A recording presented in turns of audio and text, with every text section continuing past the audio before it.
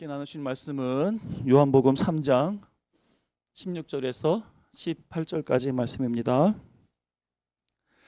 요한복음 3장 16절에서 18절까지 말씀.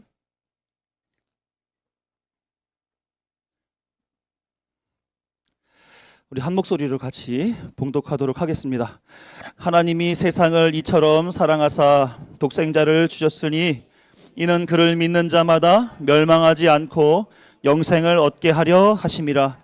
하나님이 그 아들을 세상에 보내신 것은 세상을 심판하려 하심이 아니요 그로 말미암아 세상이 구원을 받게 하려 하심이라. 그를 믿는 자는 심판을 받지 아니하는 것이요 믿지 아니하는 자는 하나님의 독생자의 이름을 믿지 아니하므로 벌써 심판을 받은 것이니라. 아멘. 네, 오늘은 사도신경 두 번째 시간을 가지려고 합니다. 제목 다시 한번 보여주세요. 같이 제목 읽어보겠습니다. 시작. 예수 그리스도의 성육신과 고난입니다. 우리 사도신경은 다 암송하잖아요, 그렇죠? 우리 전능하사부터 한번 쭉 오늘 할 때까지 하는 부분까지 한번 같이 암송해 보겠습니다. 시작. 전능하사 천지를 만드신 하나님 아버지를 내가 믿사오며 그 외아들 우리 주 예수 그리스도를 믿사오니 이는 성령으로 잉태하사 동정녀 마리아에게 나시고 본디오 빌라도에게 고난을 받으사 십자가에 못 박혀 죽으시고 까지가 오늘 할 부분입니다. 이렇게 이제 사도신경이나 주기도문 할 때는 필히 복습을 해야 돼요. 왜냐하면 다 놓고 오셨잖아요, 집에. 그렇죠? 다 놓고 오신 분들이 계셔서 다시 새로이 시작을 잠깐 해야 합니다. 두 가지 키워드만 좀 기억해 주셨으면 좋겠습니다.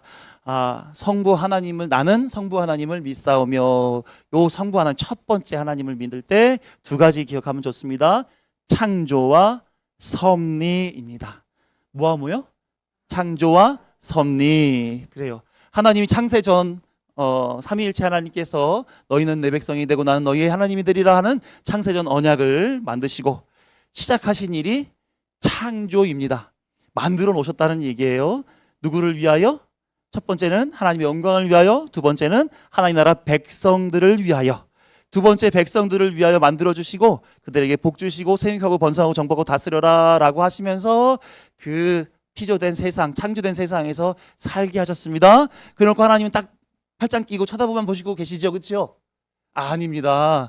다스리신단 말이에요. 계속해서 언제까지? 하나님 나라 완성하시는 예수 그리스도 재림하실 그때까지 계속 관리하신단 말이에요. 그거를 어려운 말로 섭리라고 하는 겁니다. 그래서 창조주 하나님께서는, 성부 하나님께서는 뭐와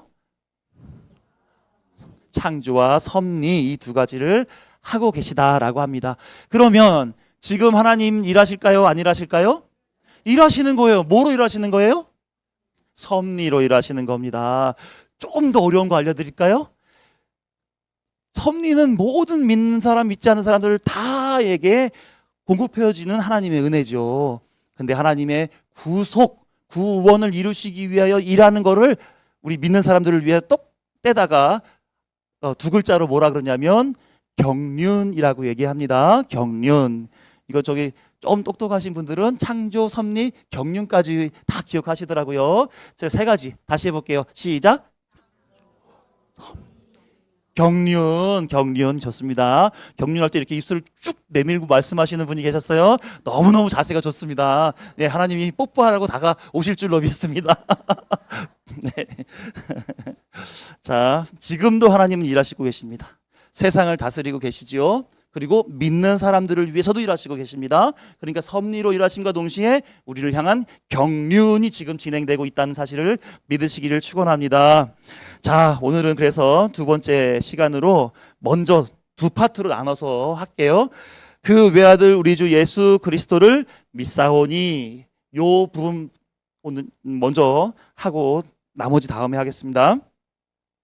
에베소서 1장 3절에서 7절을 보게 되면 제가 많이 언급했어요. 이거 창세전 언약이라고 했습니다. 한번 보여주세요. 우리 같이 읽어봅니다. 시작. 찬송하리로다 하나님 곧 우리 주 예수 그리스도의 아버지께서 그리스도 안에서 하늘에 속한 모든 신령한 복을 우리에게 주시되 곧 창세전에 그리스도 안에서 우리를 택하사 우리로 사랑 안에서 그 앞에 거룩하고 흠이 없게 하시려고 그 기쁘신 뜻대로 우리를 예정하사 예수 그리스도로 말미암아 자기의 아들들이 되게 하셨으니 이는 그가 그 사랑하시는 자 안에서 우리에게 거저 주시는 바 그의 은혜의 영광을 찬송하게 하려는 것이라. 우리는 그리스도 안에서 그의 은혜의 풍성함을 따라 그의 피로 말미암아 속량 곧 죄사함을 받았느니라. 아멘. 여기서 보면 제가 너무 친절해서 빨간 글씨로 다 이렇게 해놨어요. 뭐가 자꾸 눈에 띄십니까? 그리스도 안에서, 그리스도로 말미암아. 그리스도가 자꾸 눈에 띄죠, 그렇죠? 자, 하나님은 당신의 독생자 그리스도 안에서만 그 일을 이뤄간다 하는 것을 창세 전부터 예정했다는 얘기입니다. 그래서 그리스도 안에서 복 주시고 그리스도 안에서 택하시고 그리스도로 말미암아 아들들이 되게 하고 그리스도 안에서 속량 곧 죄사함을 받게 한다라는 말입니다.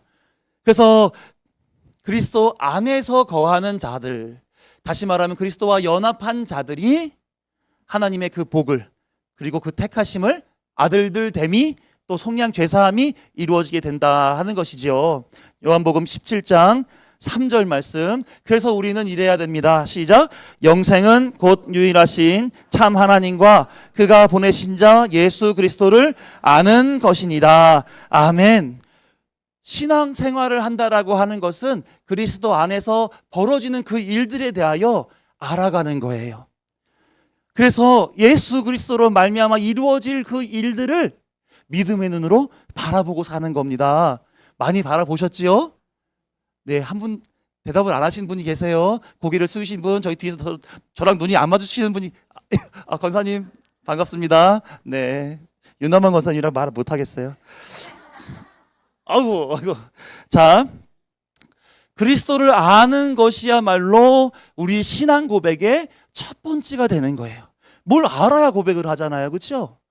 자, 그래서 모든 일은 그리스도를 아는 것에서부터 기인한다. 신앙도 거기서부터, 순종의 삶도 거기서부터, 우리에게 하나님 나라에까지 입성하는 그 일들도 다 뭐로부터? 그리스도 안에서부터, 그리스도를 아는 것에서부터 시작한다라고 하는 거예요. 에베소서 1장 8절에서 10절 말씀 같이 읽어봅니다. 시작. 이는 그가 모든 지혜와 총명을 우리에게 넘치게 하사 그 뜻의 비밀을 우리에게 알리신 것이요 그의 기뻐하심을 따라 그리스도 안에서 때가 찬 경륜을 위하여 예정하신 것이니 하늘에 있는 것이나 땅에 있는 것이 다 그리스도 안에서 통일되게 하려 하심이라. 아멘. 앞 페이지 보여주세요. 하나님께서는 하나님의 백성들에게 예수 그리스도를 알게 되는 특별한 선물을 주셨어요. 어떤 거? 모든 지혜와 총명을 줬단 말입니다. 지혜와 총명, 세상 사람들처럼 공부 많이 해서 지식 있고 그걸 잘 써가지고 자기 잘 먹고 잘 사는데 사용하는 그 지혜와 총명이 아니라 뭘 알게 해주는 지혜와 총명? 예수 그리스도, 그 뜻의 비밀, 그것을 알게 하시기 위하여 세상에 아무리 똑똑한 사람들에게도 알지 못하게 되는 그 비밀인 예수 그리스도를 누구에게만? 구원할 백성들에게만 주셨단 말입니다. 신앙생활 하는 동안에 예수 그리스도를 아는 신앙생활을 평생에 해가는 거예요. 그래서 아는 만큼 믿게 되는 겁니다. 그래서 믿음이 큰 사람, 작은 사람 우리 얘기하잖아요, 그렇죠? 솔직히 얘기해 보세요. 나는 좀 커요. 짠, 손만 팔짝, 손만. 이거는 뭐 겸손하신 거예요? 아니면 뭐예요? 왜 아무도? 그럼 나는 아직도 많이 부족합니다. 살짝. 예수님이 우리 안에 계신데 믿음의 규모가 뭐가 중요해요, 그렇죠? 우리와 예수님이 연합하여 있는데 우리의 믿음의 크고 작음이 무슨 의미가 있습니까? 겨자씨만한 믿음만 있더라도 이 산을 옮겨 저기로 아직 한 명도 못 봤어요. 산을 옮기는 믿음을 한 번도 보지는 못했지만 예수님 말씀하신 건데 그리 될 줄로 믿습니다. 그러니까 우리는 믿음이 크냐 작으냐 이게 중요한 게 아니에요. 그리스도와 함께하고 있느냐, 그리스도를 알고 있느냐, 이게 더 중요한 겁니다. 그렇잖아요.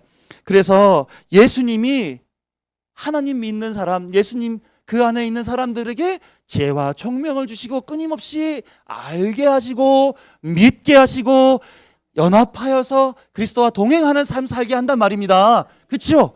아까 두 번째 페이지 보여주세요. 왜 그럴까요? 왜? 다 그리스도 안에서 하나가 되게 하기 위하여. 하나가 되기 위하여. 예수 그리스도는 머리가 되시고 교회는 뭐가 된다?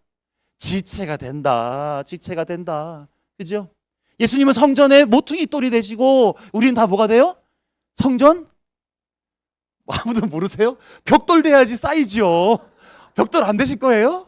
벽돌 돼야죠. 벽돌이 돼야지. 그죠? 예, 예수님은 포도나무가 되시고 우리는 뭐가 된다고요? 열매 하고 싶으시지 않으세요? 열매? 우리는 가지죠. 가지. 예수님 그 포도나무에 붙어있는 가지 말이에요. 가지. 그래서 우리 안에서 그리스도의 열매가 맺히는 거예요. 하나님의 성품이 맺히는 거예요. 성령의 9가지 열매가 맺히는 겁니다. 아멘. 그래, 우리는 그렇게 신앙생활을 하는 거예요. 그렇게. 그래서 하나님께서 지혜와 총명을 주시는 것은 그 뜻의 비밀을 알라고. 뭐? 예수 그리스도를 알라고. 그래서 우리 보고 믿는 사람들은 다 모여. 그래서 뭐 되라고요? 하나가 되라고 하는 거예요. 하나가 되라고. 말씀을 통해서 아는 것과 믿는 일에 하나가 되는 것. 그게 교회가 하는 일이란 말입니다. 그래서 성경의 주인공이시고 모든 사람의 대표가 되시고 구속의 완성을 이루어 주셨고 율법을 다 지켜 보증해 주셨고 나 계속해요. 부활의 첫 열매를 맺어 주셨고 사랑의 열매를 맺어 주시는 누구? 예수 그리스도를 믿으라는 말입니다. 예수 그리스도를. 그래서 우리 신앙 안에서는 두 번째 성부 하나님 다음으로 성자 예수 그리스도를 믿으라는 겁니다. 그래서 우리 주 예수 그리스도를 믿사오니 지혜와 총명 주셔서 믿음은 뭐에서 난다고요? 들음에서 계속 들으라는 거예요. 알라고 하는 거예요. 들음은 뭐로 기인한다고요? 예수 그리스도의 말씀으로 말미암았느니라.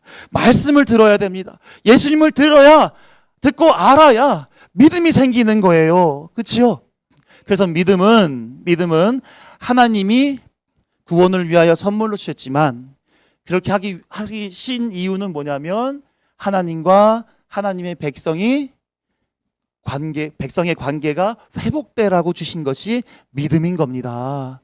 그러니까 여러분들이 믿음이 있는 만큼 하나님을 아버지 하나님으로 모시고 더 애착 있게 가까이 하나님 앞에 나아갈 수 있는 거예요.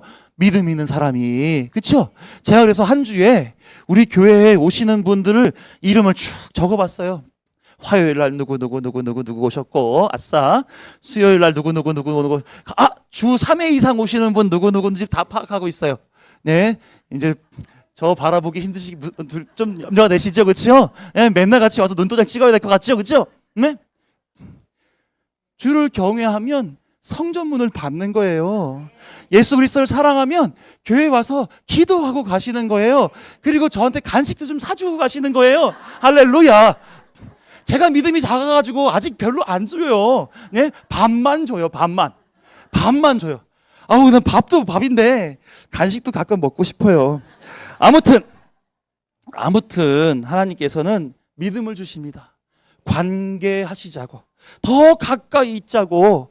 그런데 이 하나님과 관계하시기 위하여 믿음을 주었는데 믿음이 없는 사람들은 있잖아요. 하나님과 관계하지 않습니다. 하나님 앞에 나오는 것에 대하여 별로 중요하게 생각하지 않아요. 뭐가 더 중요해요? 내가 더 중요해요. 내가. 나를 위해 존재하는 신이 있었으면 좋겠다. 모세가 시내산에 올라갔습니다. 40주야를 잇는 동안에 사람들이 밑에서 왜 안 오는 거야 이 인간, 어떻게 된 거야 이 인간 하고 기다리다가 뭘 만들었어요? 금송아지를 만들었습니다. 그래놓고 이걸 만들 때 뭐라 그래요? 나를 위해 나의 신을 만들자 이렇게 얘기합니다. 하나님의 영광을 위해서가 아니에요. 하나님의 백성으로 완성되자가 아니에요. 나를 위한 신을 만든 거예요. 그걸 뭐라 그러냐면 우상 숭배라고 얘기를 합니다. 그래서 이게 우리를 애굽에서 이끈 하나님이다 이렇게 나왔다라고 하는 것은 뭐가 없다는 거예요? 믿음이 없다는 것이요, 하나님과 관계가 없다는 얘기고, 하나님을 알지 못한다는 얘기고요. 계속해서 하나님에 대하여 분별력이 없으니 자기를 위한 신을 만들어 버렸습니다. 하나님의 관계가 계속해서 끊어지도록 하나님 그 사람들을 어떻게 할까요? 두 가지예요. 하나는 내버려 두시거나 한 부분은 그들에게 심판을, 시험을 주셔서 되돌아오게 하거나, 둘 중에 하나인 거예요. 여러분들 관계 끊으시길 원하십니까? 혼나고 돌아오시길 원하십니까? 둘 다 안 원해요. 해야죠. 둘 다 안 원하시잖아요. 그렇죠? 둘 중에 하나는 원하세요? 아니죠. 그럼 어떻게 해야 돼요? 예수님 믿으세요. 예수님 믿으세요. 그러면 아무 문제 없어요. 아무 문제 없어요.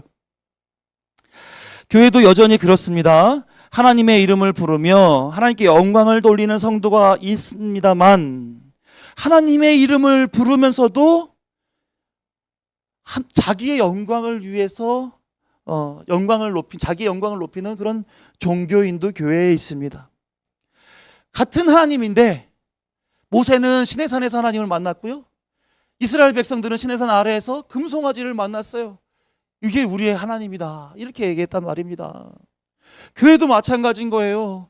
교회도 발 들여놨다고 해서 다 구원받는 게 아니라 예수 그리스도를 잘 믿어야 됩니다. 하나님을 잘 믿으셔야지 돼요. 그래야 같이 천국 열차 탈 거 아니겠어요? 그렇죠? 목사님하고 저하고 열심히 지금 티켓을 팔고 있어요. 근데 간식을 안 가지고 와요. 얼마든지 제가 티켓을 드릴 건데 간식을 안 가지고 와요. 그러니까 우리의 관계가 없잖아요. 그렇죠? 네, 이번 주에 한번 보겠습니다. 진심이에요. 예.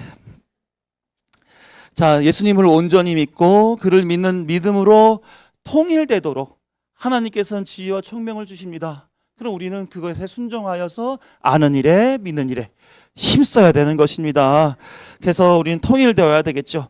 그래서 사도신경은 그 외아들 우리 주 예수 그리스도를 믿사오니 이것을 고백하면서 그 안에 담겨져 있는 그 외아들이 뭐냐, 우리 주가 뭐냐, 예수 그리스도가 뭐냐, 하나하나를 알기를 바라시는 거예요. 왜? 아는 만큼 믿음이 더 커지고, 믿는 만큼 하나님과의 관계가 두텁고 깊어지게 형성이 되니까 그렇게 한단 말입니다.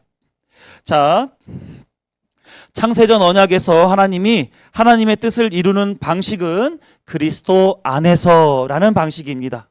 그 안에서 다 이루시겠다라고 하나님이 약속하신 거죠. 그래서 우리 신앙 고백할 때 크레도 지난주에 배웠죠. 나는 믿습니다. 이렇게. 그럼 누구를 믿습니까? 누구를 믿어야 돼요? 나는 외아들 주 그리스도 되시는 예수님을 믿습니다. 이렇게 되는 거죠. 나는, 시작. 나는 외아들 주 그리스도 되시는 예수를 믿습니다. 이렇게 되는 거예요. 이 세 가지는 예수님을 소개하는 그런 내용들이죠. 자, 첫 번째를 보시면 이렇습니다. 외아들에 대한 설명을 드리면, 하나님께는 예수밖에 다른 아들이 없습니다. 맞으시죠? 저도 외아들입니다. 저도 외아들이에요. 그런데 저는 누나하고 여동생이 있습니다. 누나하고 여동생이 있어요. 그럼 저 외아들 아닌 건가요? 맞죠? 저는 사실 예수님을 외아들이라고 말하면 좀 안 맞는 것 같아요. 왜냐하면 저같이 누나 여동생이 있으면 외아들인데도 형제아들이 있잖아요. 그러니까 예수님은 그게 아니라 독생자인 겁니다. 형제가 없어요. 하나님의 아들로 그냥 예수 그리스도 그 한 분밖에는 없습니다. 그래서 예수님은 독생자, 이게 더 적절한 것 같아 생각이 듭니다. 요한복음 3장 16절, 오늘 본문에 그 16절만 읽어보면, 시작. 하나님이 세상을 이처럼 사랑하사 독생자를 주셨으니 이는 그를 믿는 자마다 멸망하지 않고 영생을 얻게 하려 하심이라. 하나님의 뜻이 이 독생자를 통해서 이루어진다라고 하는 것이에요. 자, 그러면 이 독생자에는 어떤 의미가 있는가? 한 아들밖에 없는데 그 아들을 세상 가운데에 내 백성 삼겠노라고 했던 그들을 위하여 내어주신 겁니다. 자, 생각해 보십시오. 예수가 죽었습니다. 그렇죠? 예수가 죽었어요. 예수가 죽었다라고 하는 것에서 누가 하나 죽었어 이렇게 생각하면 안 되는 것이죠. 왜냐하면 이렇습니다. 질문 드려볼게요. 소의 새끼는 뭡니까? 송아지죠. 그러면은 말의 새끼는 뭐죠? 오, 다 하시네. 개의 새끼는 뭡니까? 누구 속았어요 방금? 개 XX 나왔어요 방금? 개 XX 아니죠? 아기 이런 거 아니에요. 강아지입니다. 강아지. 하나님의 아들은 뭡니까 그러면? 하나님이신 거예요. 하나님. 소의 새끼가 소인 것처럼, 말의 새끼가 말인 것처럼, 개 XX가 개 XX인 것처럼, 개인 것처럼 하나님의 아들은 하나님이신 겁니다. 하나님의 아들이, 그 유일하신 독생자 하나님의 아들이 이 땅에 내려오신 거예요. 누구와 같은 존재입니까? 하나님 자신과 같은 존재예요. 삼위일체, 좀 어려운 말로 페리코레시스라고 하는 관계가 있습니다. 하나님과 성부 하나님, 성자 예수님, 성령 하나님, 이 삼위일체가 어떻게 관계를 맺고 있는가를 표현하는 표현이 페리코레시스라고 하는 표현인데, 이런 거예요. 상호 침투한다, 상호 내주한다라고 하는 표현이에요. 그러니까 서로가 서로를 침투하고 내주하고 서로가 이렇게 되는 거예요. 그래서 마치 이런 겁니다. 강강수월래 할 때 한복 입고 이 산 위에서 손잡고 뺑글뺑글 돌잖아요. 그렇죠? 그럼 멀리서 보면 개개인의 사람이지만 도는 걸 볼 때 하나로 보일까요? 한 사람 한 사람 보일까요? 하나로 보이는 거예요. 세 하나님이 서로 연합하여서 한 하나님으로 보이는 거예요. 이게 이제 페리코레시스라고 하는 설명입니다. 그러니까 하나님이 누구를 보내셨냐? 자신을 보낸 거예요. 나와 내주하고 나와 서로 간에 교통하는 그 하나님 아들 하나님을 이 땅에 보내신 것입니다. 그래서 예수님은 어떠한 대표로 오셨느냐? 하나님의 대표로 오셨던 거예요. 하나님의 대표. 자, 그리고 나서 보니까 이 예수님께서는 성령으로 잉태하여서 사람의 몸을 입고 왔습니다. 사람의 몸을 입고 왔어요. 그러다 보니까 사람의 몸을 입고 왔지만 하나님이시기 때문에 예수님에게는 좀 특별함이 있지요. 그렇죠? 성화를 보면 머릿속에 이렇게 동그란 거 하얀 거 뭐 있잖아요. 그렇죠? 특별하신 분이다라는 뜻이죠. 그죠? 아니에요. 100% 하나님이자 100% 사람으로 오신 것입니다. 우리와 같이 배도 고프고요. 졸리기도 하고요. 그 다음에 점점 자라야 되기도 하고요. 이렇게 됐단 말입니다. 그거 아세요, 여러분? 예수님도 방구 꼈어요. 모르셨죠? 예수님도 방구 꼈습니다. 그 냄새는 확인할 수가 없어요. 2000년 전에 계셨던 분이기 때문에. 아무튼 우리와 성정이 똑같은 분으로서 예수님은 오셨습니다. 그래서 왜 오셨습니까? 뭐하러 오셨습니까? 하나님의 대표로 오신 것처럼 사람의 대표로 오셨다라고 하는 것입니다. 이 외아들 되시는 독생자 예수님, 이분은 하나님의 대표로 오셔서, 그리고 사람의 대표로 오셔서 하나님의 뜻을 이루시는 분이다라고 하는 의미가 거기에 담겨져 있습니다. 또 두 번째, 주는 뭐냐면 예수의 이름의 뜻부터 우리 알아볼게요. 예수의 이름의 뜻이 무엇입니까? 예? 자기 백성을 그들의 죄에서 구원할 자. 이게 예수님의 뜻이에요. 구원할 자. 다음 안 써 있어요? 혹시 집사님? 답이 안 써 있어요? 사도행전 4장 12절, 마태복음 1장 21절 말씀 같이 읽어봅니다. 시작. 아들을 낳으리니 이름을 예수라 하라. 이는 그가 자기 백성을 그들의 죄에서 구원할 자이심이니라. 아멘. 이처럼 예수님은 자기 백성을 그들의 죄에서 구원할 자로 오셨습니다. 그렇죠? 그러니까 주라고 하는 것은 주인 주자를 써서 뭐 나라의 왕처럼 그렇게 설명도 되어지지만 본질적으로는 구원할 자로 오시는 거예요. 구원할 자로. 구원할 자, 구원이라고 하는 그 개념 자체를 잘 모르시는 분들은 그래 우리의 왕으로 왔어. 이 왕으로 오신 예수님이 이 로마를 전복시켜서 구테타를 해가지고 다시금 이스라엘의 태평성대를 이루어 갈 거야. 이렇게 많이들 생각했단 말입니다. 그게 뭐예요? 오해였었어요. 예수님은 뭐하러 오셨다고요? 구원하라고 오셨습니다. 사도행전 4장 12절 말씀 시작. 다른 이로서는 구원을 받을 수 없나니 천하 사람 중에 구원을 받을 만한 다른 이름을 우리에게 주신 일이 없음이라 하였더라. 오직 예수라는 이름 외에는 우리를 구원할 다른 이름이 없다고 하는 겁니다. 그래서 주라고 하는 그 단어의 의미는 뭐냐면 오직 예수님만이 우리의 구원자가 되신다라고 하는 뜻이에요. 세 번째, 그리스도라고 하는 겁니다. 자, 예수님께서는 갑자기 뜬금없이 내가 구원할 자로 왔어 라고 사람들 앞에 나섰습니까? 그러지 않았었어요. 그렇지 않았습니다. 예수님이 오실 것을 먼저 전한 이가 있었습니다. 누가 전했습니까? 세례 요한이 전했습니다. 그 전에 많고 많은 선지자들이 다 누가 오신다? 메시아가 오실 것이다 라고 예언을 했단 말입니다. 히브리서 1장 1절에서 2절 시작. 옛적의 선지자들을 통하여 여러 부분과 여러 모양으로 우리 조상들에게 말씀하신 하나님이 이 모든 날 마지막에는 아들을 통하여 우리에게 말씀하셨으니 이 아들을 만유의 상속자로 세우시고 또 그로 말미암아 모든 세계를 지으셨느니라. 아멘. 선지자들을 통해서 여러 부분과 여러 모양으로 말씀하신 그분 누구요?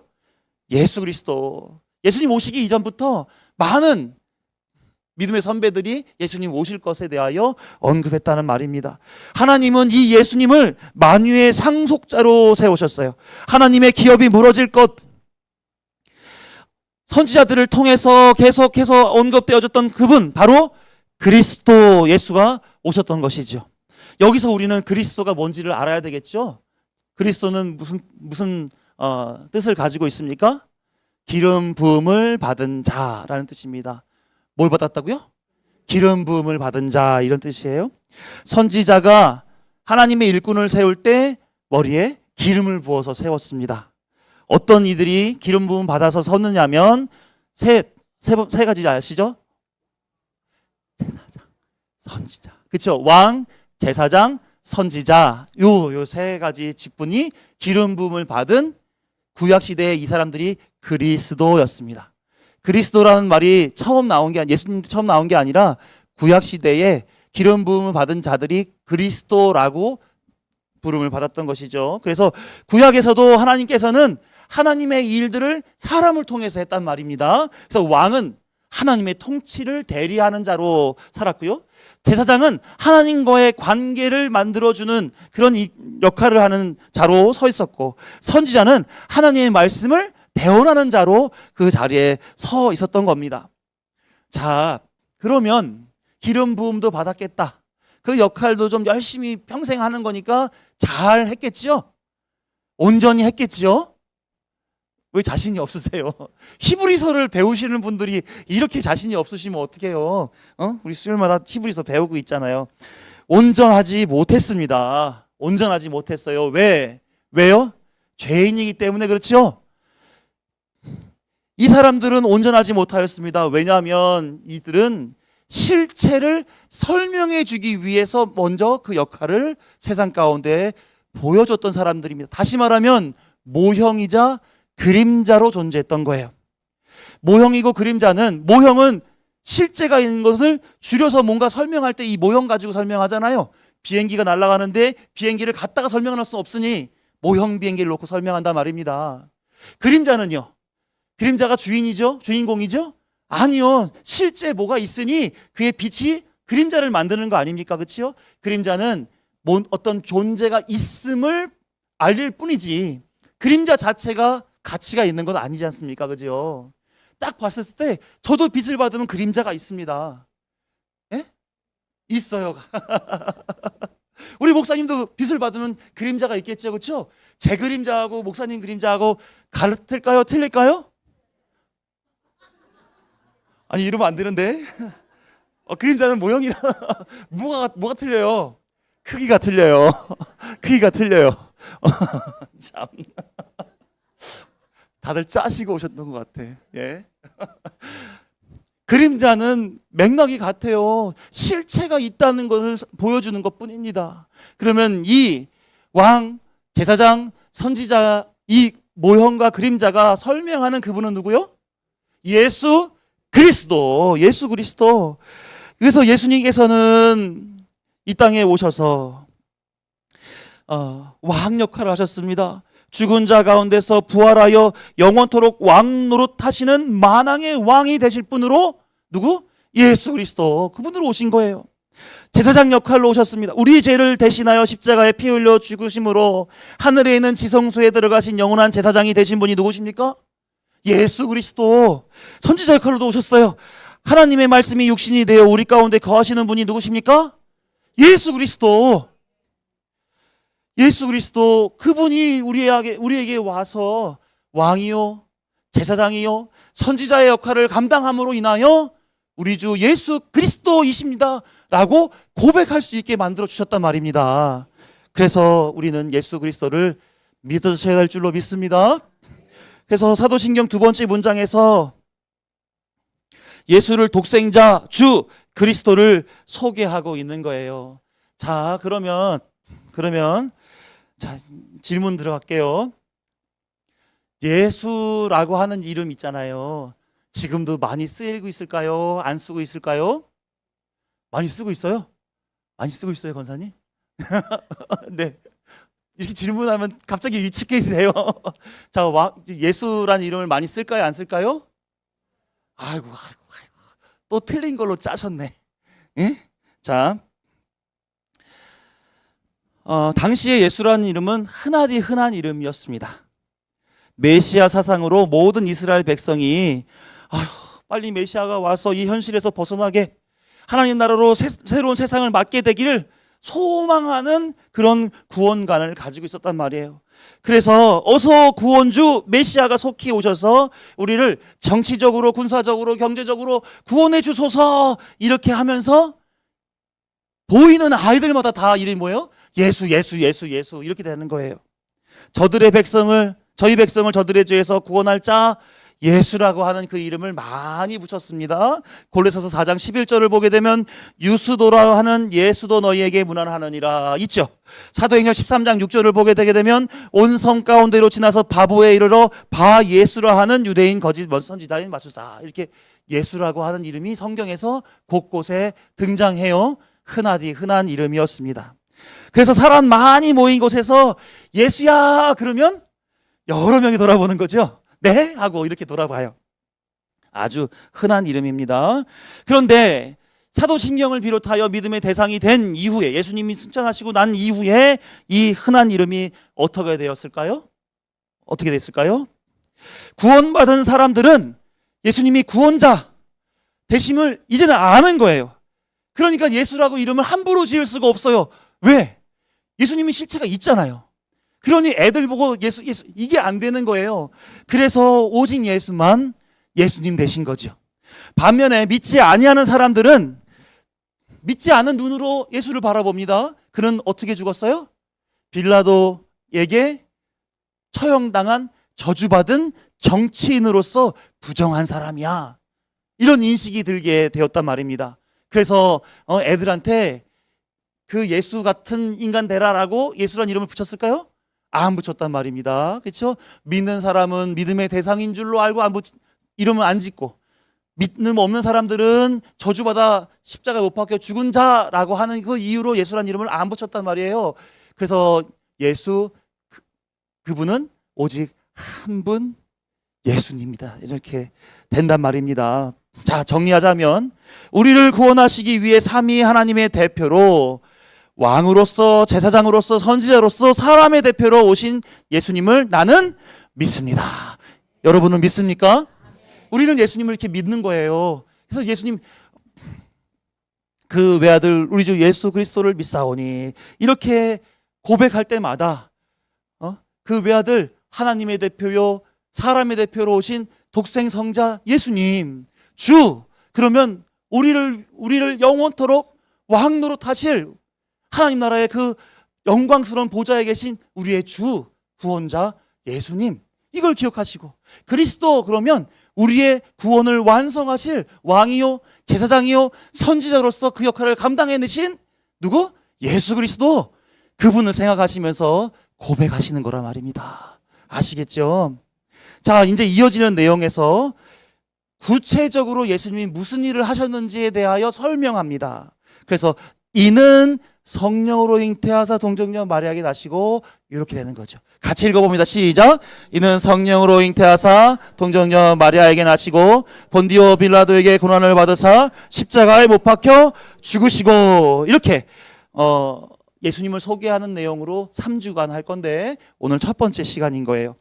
하나님의 대표이자 사람의 대표이신 예수님은 사람의 혈통, 그 아버지의 씨를 따라 출생하지 아니하고 신비한 방법이지요. 신비한 방법, 누구를 통하여 잉태되었습니까? 성령으로 잉태되었습니다. 하나님의 대표이려면 하나님이 잉태되셔야 되니까. 사람으로서 잉태되었을 때는 사람이 태어나는 것이고, 하나님으로 말미암아 잉태되면 하나님이 태어나는 겁니다. 자, 그래서 하나님으로 잉태된 예수님, 하나님의 대표, 마리아를 통해서 잉태된 예수님, 사람의 대표, 이렇게 해서 성령으로 잉태하사 동정녀 마리아에게 나시고, 이게 그런 말입니다. 그 예수님이 어떤 역할을 하셨느냐? 그 창세전 언약에 에베소서 1장 7절 말씀에 보면 이렇게 기록하고 있어요. 우리는 그리스도 안에서 그의 은혜의 풍성함을 따라 그의 피로 말미암아 속량 곧 죄사함을 받았느니라. 창세전에 이미 세상이 없는 그때에 하나님의 계획은 어떤 계획이었냐면 죄에서 구원해 내실 계획이셨어요. 지금은 아직 사람도 없고 사람에게 죄가 들어가지도 않은 상태임에도 불구하고 하나님은 먼저 계획을 다 세워놓고 계셨던 거예요. 뭐 하는 방법으로? 죄에서 구원하는 방법으로 내 백성 삼을 거야. 그게 다 있었단 말입니다. 그래서 하나님께서는 하나님 백성을 만드시는 방법으로 그리스도 안에서 은혜를 따라 속량 곧 제사함을 받은 자로 하나님 백성을 세우겠다, 이런 방법을 세웠던 겁니다. 먼저 죄인이었던 자를 속량, 죄를 사하셔서 의인되게 하신 후에 하나님 나라로 이끌어 가시겠다, 이게 하나님의 방식이죠. 그래서 우리 장로교회가 따르는 개혁주의 신앙에서는 먼저 뭘 생각해야 되는가? 내가 죄인 되었다라는 것, 나는 죄인입니다, 이 인식으로부터 신앙이 시작된다, 이렇게 생각하고 있습니다. 로마서 5장 12절 말씀 시작. 그러므로 한 사람으로 말미암아 죄가 세상에 들어오고 죄로 말미암아 사망이 들어왔으니 이와 같이 모든 사람이 죄를 지었으므로 사망이 모든 사람에게 이르렀느니라. 아멘. 사랑하는 성도 여러분, 여러분이 죄인이시라는 것을 믿으십니까? 인정하세요? 많이들 못 믿습니다. 인정하지 않아요. 네? 인정하지 않습니다. 내가 왜 죄인인데? 나 지금까지 한 번도 범법행위 한 적 없고 선량하게 양심적으로 잘 살아왔는데 내가 왜 죄인이야? 하나님이 판단하시는 기준에 첫째 아담이 실패를 했단 말입니다. 그로 인하여 죄가 들어와서 모든 인류가 다 죄 가운데 있어요. 이게 하나님이 구속하시는 메커니즘이에요. 여기서 하나님이 택한 자들을 선별해 내시는 거예요. 우리는 지금 여기서 지금 이렇게 옷걸이 이렇게 빼가지고 선별되었잖아요. 그렇죠? 무거우셔서 못 들린다? 아니요. 무거워도 들려요. 저도 여기 있잖아요. 그렇죠? 하나님이 다 선별해 내셔서 구원해 내시는 거예요. 그게 하나님의 뜻인 것입니다. 그래서 우리는 죄인이다라고 하는 것이 부끄럽지 않아요. 왜? 구원받았잖아요. 예수의 공로가 우리에게 입혀졌잖아요. 우리는 하나님 나라에 갈 그 소망이 있는 자들 아닙니까? 그렇죠? 그러니까 죄인됨에 있어서 우리는 부끄럽지 않습니다. 내가 좋던 싫던 간에 하나님께서 우리에게는 죄인의 상태를 놓았습니다. 그래야 죄인이 율법을 통해서 죄인 어떻게 알게 돼요? 내가 스스로를 구원할 수 있는 능력이 없는 존재로구나. 나는 구주가 필요하구나. 이게 죄인들의 그 하나님 앞에서의 겸손한 모습 아닙니까? 그렇죠? 그래서 저나 여러분이나 죄인됨에 있어서는 예외가 없습니다. 그래서 서로 어떻게 봐야 되냐면 긍휼히 보셔야 돼요. 서로가 긍휼히 보이셔야 되고 긍휼히 여김을 달라, 이렇게 얘기를 해야 되는 겁니다. 나는 사랑할 만한 가치가 있는 존재야, 나에게 좀 잘해줘봐, 내가 간식 줄게. 그럼 전 사랑해 주죠. 그런데 우리는 서로 긍휼의 사랑을 줘야 될 존재들이지, 우리가 가진 게 있어, 저 사람은 가치가 있어, 이러면서 서로 주고받는 그런 게 아니란 말입니다. 우리는 오직 죄인이기에 서로 긍휼하여 사랑하고 섬기고 높여주고 인정해주고 화목하는 것, 그것만 우리가 할 일이지, 예? 나는 조금 되니까, 나는 좀 있으니까, 난 좀 아니까, 난 좀 높으니까 이러면서 하나님 앞에는 허세가 먹히질 않아요. 우리는 그저 낮고 낮은 자리에 가서 긍휼한 사랑을 서로 나누는 거, 그게 우리의 삶의 모양이 되어야 된다는 것입니다. 문제는 있잖아요. 문제는 하나님은 공의의 하나님이라는 거예요. 공의 하나님. 하나님은 죄를 싫어할까요? 좋아할까요? 우리 죄인이잖아요. 그럼 우리 다 싫어하는 거예요? 아니요. 하나님은 공의의 하나님이라 죄 있는 자는 반드시 심판한다는 거예요. 그런데 그 심판의 대가가 뭡니까? 죄의 삭슨? 사망. 다 죽었어야 되는 거예요. 다.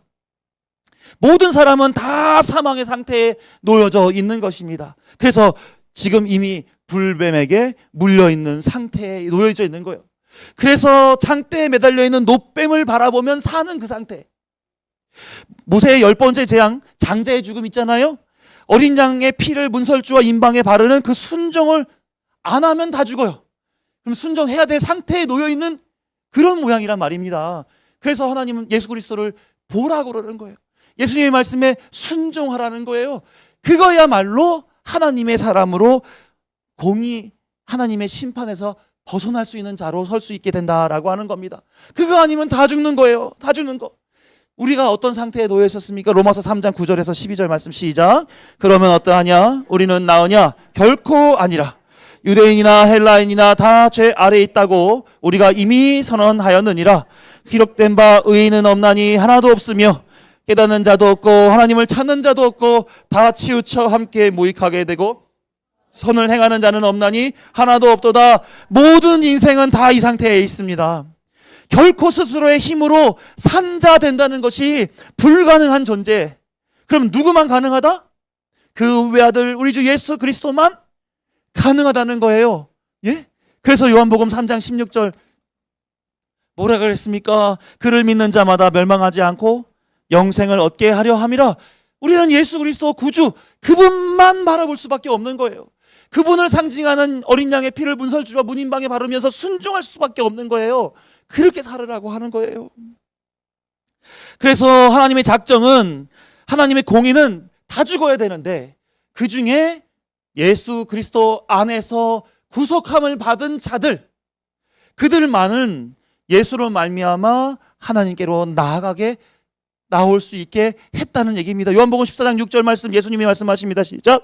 예수께서 이러시되 내가 곧 길이요 진리요 생명이니 나로 말미암지 않고는 아버지께로 올 자가 없느니라. 예수님께서 하나님의 대표로 사람의 대표로 구원의 역할을 다 했을 때 하나님께로 나아가는 길이 열립니다. 그래서 예수님은 내가 곧 길이요 진리요 생명이니 나로 말미암지 않고는 아버지께로 올 자가 없다, 이렇게 얘기하는 거예요. 예수님만이 구원의 길에 서게 해주시는 유일한 분이시다라고 하는 것입니다. 그래서 하나님의 공의를 온 몸으로 예수님이 받으신 거예요. 하나님의 공의, 죄인은 어떤 대가를 치러야 됩니까? 사망이라고 하는 대가를 치러야 됩니다. 의인은 어떤 대가를 치르게 됩니까? 예수 그리스도께 주신 그 영광을 소유한 자로 살게 되는 거예요. 그래서 우리는 늘 항상 확인되어야 됩니다. 나는 죄인으로 서 있는가? 나는 예수 그리스도로 말미암아 의인으로 서 있는가를 계속해서 확인해 보셔야 되는 거예요. 자, 우리는 처음 사람 죄인이었습니다. 믿으십니까? 그러나 예수 그리스도께서 길이요 진리요 생명이니 나로 말미암지 않고는 아버지께로 올 자가 없느니라를 믿으십니까? 아멘, 할렐루야. 그러면 우리는 죄인이었지만 예수 공로로 말미암아 지금 현재 어디에 자리에 있어요? 의인의 자리에 있는 겁니다. 이전에는 사망에 놓일 수밖에 없었던 우리가 이제는 예수 그리스도의 그 영광의 자리에 놓이게 됐다라고 말씀하시고 계신 거예요. 믿으십니까? 결코 포기해서는 안 되는 거예요.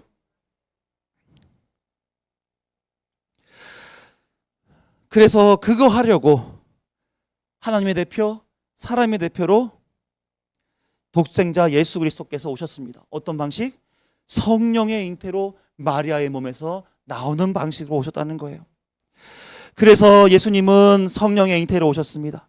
그리고 모든 사람의 대표로 살려고 하다 보니까 죄인이 아닌 죄 없으신 분으로, 하나님은 죄 멀리 하시는 분이니까 그렇게 오셨습니다. 그래서 예수님은 십자가를 통해 우리의 죄를 도말하시고 율법을 모두 지키심으로 의의 문제를 해결해 주시며 모든 공로를 선택한 백성들에게 다 전가해 주셨습니다. 그래서 하나님은 죄인을 보실까요? 죄인을 덮고 있는 예수 그리스도를 보실까요? 예수 그리스도를 보는 거예요. 언약궤를 보게 되면 위에 뚜껑에 뭐가 있습니까? 시온자가 있습니다. 그 언약궤 안에는 뭐가 있습니까? 뭐가 있어요? 모세의 두 돌판, 아론의 쌍난 지팡이, 또 만나 항아리. 요 세 가지는 다 뭐예요? 죄인됨의 상징적인 거잖아요. 죄인이다라고 하는 것이 드러나는 사건들을 가지고 있는 것 아닙니까? 그렇죠? 여기에 뭐가 덮여져요? 제물에 피가 덮여집니다. 하나님께서 대속죄일날 임하시면서 그 제사를 보시고 그 안에 만나 항아리를 보시면서 뭐라고 하셨을까요? 아니면 시은자를 덮고 있는 제물의 피를 보셨을까요? 제물의 피를 보신단 말입니다. 우리는 죄인으로 여전히 있지만, 우리 스스로 해결할 수 없는 그 상태에 놓여 있지만 예수 그리스도의 십자가 공로가 우리를 덮고 있다란 말입니다. 그럼 하나님께서는 우리를 뭘 보셔요? 우리를 뭘 보십니까? 우리는 안 보신다니까요. 누굴 봐요? 우리를 덮고 계신 예수 그리스도를 보는 겁니다. 그리스도로 옷 입었느니라. 그 옷을 우리는 지금 입고 있는 거예요. 그래서 우리는 그 외아들 우리 주 예수 그리스도를 믿습니다. 이렇게 사는 것이죠. 그래서 그리스도 안에서, 그리스도로 말미암아 그리스도 안에서 의인이요 하나님의 아들들이 될 길이 열리게 되었다라고 하는 겁니다. 예수님 오셨을 때는 이 세상이 어땠습니까? 흑암 가운데 있었고요. 그렇죠? 공허함 가운데 있었습니다. 그런데 그때 예수님 오셨을 때 사도 요한은 뭐라고 고백합니까? 요한복음 1장 12절 13절 말씀 시작. 영접하는 자 곧 그 이름을 믿는 자들에게는 하나님의 자녀가 되는 권세를 주셨으니 이는 혈통으로나 육정으로나 사람의 뜻으로 나지 아니하고 오직 하나님께로부터 난 자들이니라. 아멘. 사도 요한은 선포하는 거예요. 지금 이 세상 가운데에는 진리가 없어. 흑암 가운데 있어. 또 공허함 가운데 있어. 혼돈 가운데 있어. 그런데 세상의 빛으로 예수님이 오셨어. 이제는 저를 영접하는 자가 나오게 될 것이다. 그런데 그 영접하는 자는 누가 영접하게 해주시느냐? 오직 하나님께로부터 난 자만이 영접하게 된다. 사랑하는 성도 여러분, 여러분들은 하나님께로부터 난 분들 맞습니까? 조금 의심하시는 분이 계신 것 같은데, 네, 우리 어머니 아버지한테서 났는데, 육으로는 그렇지만 본질로는 하나님으로부터 보냄을 받은 자들입니다. 이 땅에서 이 과정을 밟으라고 성부 하나님 믿고 성자 예수님 믿고 성령 하나님 믿어서 하나님의 백성으로 온전히 경험하고 영광을 받아서 그리고 오라고 우리를 보내셨단 말입니다. 그러니까 하나님께 속한 자들이 영접하는 자가 되어 하나님의 아들들이 되어진다. 사도 요한은 선포하고 있는 것이지요. 자, 이 일을 위해서 예수님께서는 성령으로 잉태하셨습니다. 동정녀 마리아에게서 나셔야 됐었던 것이고요. 죽고 그 역할을 감당하시기 위하여 빌라도에게 고난을 받아 십자가에 못 박아 죽음을 당하실 수밖에 없었던 것입니다. 자, 예수님이 오셔서 죽으신 게 안타까우시죠? 안 죽으셨으면 좋았을 뻔했는데 그런 생각 드십니까? 아니에요? 잔인한 여자 나를 욕하지 마라. 잔인한 사람들이 되시면 안 되는데. 그런데 예수님은 오셨어야 됐고 예수님은 죽으셨어야 됐었습니다. 예수님이 죽어야 죄인 가운데 하나님의 백성이 의로운 자가 되어 그 나라에 입성할 수 있기 때문에 그렇습니다. 그러니까 우리는 어떻게 할 수밖에 없어요. 성경에 나온 대로 믿을 수밖에 없고 면목 없이 감사할 수밖에 없는 것 아니겠습니까? 그렇지요? 네. 성부 하나님께서는 창조하시고 섭리로 다스리시며 하시는 그 일, 그 하나님의 나라 백성을 만드시는 그 일에 예수 그리스도께서는 낮고 천한 이 자리에 성육신하셔서 십자가에 못 박아 죽으시기까지 그 사랑을 실천하셨다라고 하는 얘기가 오늘 나누었던 두 번째 문장, 사도신경의 두 번째 문장에 담겨져 있는 것입니다. 사랑하는 성도 여러분, 사도신경은 이 사실, 나는 그 외아들 우리 주 예수 그리스도를 믿습니다, 이 안에, 이 말 안에 그분은 하나님의 아들들을 만드시기 위하여 하나님이신 분이 인간의 몸으로 성육신하셨고 죄인을 대표하여 십자가에 못 박혀 죽으셨습니다를 믿는다라고 고백하게 하셨다라고 하는 겁니다. 이 믿음을 포기하시면 안 돼요. 반드시 지키고 가셔야 됩니다. 예수님은 왜 이 일에 순종하셨습니까? 예수님은 사랑이시기 때문에 그렇습니다. 예수님은 나보다 더 잘 아시고 나보다 나를 더 사랑하시고 자신의 생명보다 우리의 구원을 이루는 것에 기쁨을 가지고 계신 분이시기 때문에 그렇습니다. 믿으십니까? 예수님의 정체는 그런 거예요. 사랑이셔요. 그래서 우리가 고통받고 어려움받는 것, 그런 거 신음소리 하나도 다 들으시고 보시고 안타까워하시는 분이에요. 내가 너를 위하여 십자가에 못 박아 죽기까지 사랑했는데 너가 이 땅에 살아가는 그 모습을 보니 가슴이 아프다. 너의 기도를 내가 들어 응답하겠고 내 나라로 이끌어 가겠다. 그게 예수님이 지금 하시고 계신 일 아니겠습니까? 그렇죠? 그렇게 예수님의 그 순종을 우리는 믿으셔야 됩니다. 이보다 더 큰 복음의 소식이 어디 있겠습니까? 그렇죠? 저는 사실 이걸 물어보면 다 맞다고 하고 다 안다고 말씀하세요. 그런데 실질적으로 보게 되면 아닌 경우들이 너무나 많습니다. 그래서 제가 유치하지만 이렇게 얘기를 합니다. 로또 45억짜리 당첨이 되었습니다. 얼마나 좋으세요? 비상금 10만 원을 숨겨놨는데 와이프한테 걸렸어요. 이게 문제가 될까요? 안 될까요? 아, 돼요? 45억이 당첨됐는데 비상금 10만 원을 와이프한테 들켰다. 이게 문제가 됩니까? 문제가 안 되죠. 저는 비상금도 없어요. 안 말기였습니다. 근데 다 나았어요. 얼마나 좋습니까? 좋다고 막 철삭대다가 넘어져서 무릎이 깨졌습니다. 그럼 이게 아파요? 암이 나았는데 이게 뭐 잠깐 딱지졌다가 이제 떨어지면 낫는 거 아니에요. 그렇죠? 문제가 안 되죠. 40 한참 넘은 골드미스가 괜찮은 배우자를 만나서 결혼하게 됩니다. 얼마나 좋겠어요. 그렇죠? 그런데 지나가다가 10년 전에 나를 차고 딴 여자 만나러 간 그 XX를 만나게 됐어요. 이 인간 때문에 이 결혼하는 즐거움이 사라집니까? 아니죠. 더 큰 기쁨과 즐거움과 감사가 있는데 이 땅에 살아가는 짜잘한 그 인생 하나의 굴곡 가운데 있는 그거, 좋을 때도 있고 안 좋을 때도 있고 좋을 때도 있고 안 좋을 때도 있고 한 그 인생의 파도 속에서 거기에 왜 시류에 흔들리냐 말이에요. 예수님이 우리를 사랑하신다니까요. 예수님이 우리를 구원하셨다니까요. 예수님이 하신 일이 성경에 낱낱이 기록되어져 있고 우리는 날마다 그 양식 먹고 사는데 왜 살아가는 그 삶의 형편에 어렵고 힘들고 외롭고 괴롭고 한 그 일에 그냥 세상 다 잃은 사람처럼 펑펑 물어가면서 하나님 이거 안 주면 나는 못 살 것 같아요. 왜 그러시냐 말이에요. 왜? 큰 좋은 소식이 이미 우리에게 있습니다. 잠시 있다 사라질 인생의 굴곡 때문에 허덕이면 되겠느냐 말입니다. 그래서 예수님이 누구이신지를 알고 예수님이 나를 위해 무엇을 하셨는지를 아시란 말입니다. 이 죄 많은 세상, 공중권세 잡은 자가 지배하는 이 세상에 무슨 미련을 두시겠어요. 그렇죠? 예수님이 다 해주신 거기를 붙잡지요. 사실은 저도 그렇습니다. 저도 돈 좋아하고요. 많이 건강했으면 좋겠고요. 아이들이 믿음으로 살아줬으면 하고요. 남부럽지 않을 목회 저도 하고 있으면 참 좋겠다 생각합니다.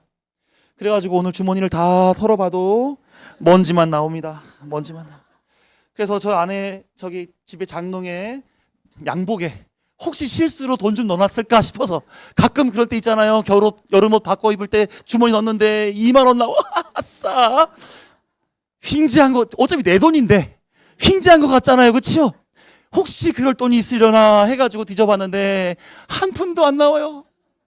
돈 좋아하는데 돈이 안 나와요. 요즘 눈도 침침하고 자도 피곤하고 여기도 쑤시고 여기도 결리고 이렇습니다. 아이고, 저도 건강했으면 좋겠어요. 우리 아이들 요즘 머리가 컸습니다. 아빠한테 찾아올 때가 있어요. 놀랍죠? 감사할 일입니다. 언제 찾아올까요? 삥 뜯을 때 찾아옵니다. 삥 뜯을 때. 아빠도 돈 없어. 애들한테는 안 먹힙니다. 그럼 저는 이제 10원짜리 한 푼까지 다 박박박박 긁어가지고 오늘도 우리 큰딸한테 상납했습니다. 우리 애가 고마워 이것만 하고 끝났어요. 이 뭐냐고요 이게. 오늘 졸업사진 찍었다고 놀러 가야 된답니다. 참 매일 이벤트예요. 매일 이벤트. 그래서 애들이랑 대화하기가 하늘의 별 따기 같습니다. 저도 피곤하고 애들도 시간 없고 하니까 대화가 잘 안 이루어지는 경우들이 있어요. 그렇잖아요. 그죠? 애들 좋아하는데 그렇습니다. 세상살이를 하다 보니까 다 이래요. 다 이렇고 어렵습니다. 이거 얘기를 할까 말까 하다가 귀한 안산 비전교회 보내주셔서 사명 감당하게 하시니까 너무너무 감사해요. 네, 별로 마음에 안 드시는 분이 계세요? 왜 그러세요 저한테? 간식도 좀 줄일게요 이제. 참, 제 동기가 90명입니다 90명. 지금 절반 정도가 담임 목회를 하고 있어요. 저보다 공부 못했던 애들도 다 지금 하고 있고 진짜 학연, 지연, 혈연, 금수저, 이 아버지가 목사님이었던 제 친구들, 이런 친구들도 다 지금 하고 있어요. 배가 아플까요? 안 아플까요? 안 아파요. 안 아픕니다. 저도 세상살이 하면서 이러저러한 것 하고 싶지요. 근데 마음대로 돈도 없고요, 건강도 그렇고요, 애들도 말 안 들을 때가 많고요. 네? 제 길인데, 제 사명의 길인데 귀한 교회 보내주셔서 너무 감사하지만 저도 제 길 가야 될 거 아니겠습니까? 그렇지요? 하나님 부르셨으니까. 그게 마음대로 안 되고 있어요. 그럼에도 불구하고 세상의 눈으로 보면 제가 참으로 한심스럽게 보인다 하지만 그래도 제 안에선 예수님, 하나님께서 섭리로 지금 다스리고 계신 줄로 믿습니다. 그리고 예수님이 저를 위해서 하신 그 일들도 성경을 통해서 너무너무 잘 알고 있어요. 그러다 보니까 제가 여태까지 가지고 있었던 그 한심스러운 그 모습이 때가 있을 거야. 하나님께서는 계획하시고 계실 거야.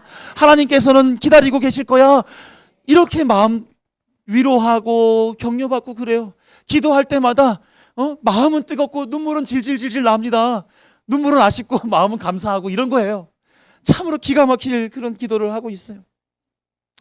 사랑하는 성도 여러분, 저도 마찬가지지만 세상에서 얼마나 많이 가지면 만족하시겠습니까? 얼마나 건강하면 만족하시겠습니까? 남편이나 자녀가 얼마나 성공하시기를 바랍니까? 여기에 관심 가지시는 것만큼이나 진심으로 예수 그리스도를 아십니까? 예수님을 진정으로 믿으십니까? 하나님이신 예수님이 성육신 하셔서 십자가에 못 박혀 죽으시기까지 사랑하시는 이유가 여전히 예수로 만족하지 못하고 세상의 것을 좋아하고 세상의 것을 바라고 세상의 것으로 유명해지고 부유하고 싶어하는 나를 하나님의 백성으로 옮겨가시기 위하여 지금도 일하시고 계시다라고 하는 그 사실을 기억하시기를 바랍니다. 예수님께서는 그렇게 세상에 물들어져 있는 우리를 사랑하려고 하늘 보자 버리고 낮고 천한 이 땅에 내려오셨습니다. 하나님 아버지의 관계를 단절시키는 그 사망의 상태, 그 상태까지도 무릅쓰고 십자가에 못 박혀 죽으시기까지 사랑하셨습니다. 믿으십니까? 그 찬양 가사에 보면 주 예수 내가 알기 전 날 먼저 사랑했네 있잖아요. 그렇죠? 주 크신 사랑 나타나 내 영혼 거듭났네. 주 내 맘에 늘 계시고 나 주의 안에 있어. 먼저 사랑하는 것도 알고 주 크신 사랑이 내 영혼을 구원하는 것도 알고 내 안에 예수님 계신 것도 아는데 근데 왜 이렇게 세상의 것에 허덕허덕거리며 그거 달라고 그거 달라고 매달려 사시는지를 모르겠습니다. 저는 우리 아이들 위해서 7월 초부터 기도회 하고 관심 가져주시고 하는 그 일이 얼마나 감사한지 몰라요. 자기 유익을 위해서 기도하는 게 아니라 하나님의 나라가 임하시기를, 우리 다음 세대가 믿음의 계보를 따라서 구원받게 되기를 위해서 기도하는 것이 얼마나 큰 감사의 내용인가, 이런 생각을 하게 됩니다. 그렇게 우리의 생각과 믿음이 전환됐으면 좋겠습니다. 오직 예수로만 사는 교회와 성도, 많이 들어봤죠? 뭐예요? 우리 교회의 25년도 슬로건입니다. 그렇죠? 오직 예수로만 사는 우리가 되면 좋겠습니다. 저 어렸을 적에 우리 어른들이 이런 노래 많이 했습니다. 사나 죽으나, 뭐죠 이 다음에? 날 위해 십자가 지신 내 주님의 것이요, 이 노래 있잖아요. 그렇죠? 어렸을 적에 어머니 아버님 이 노래 부르면 많이 눈물을 흘리셨어요.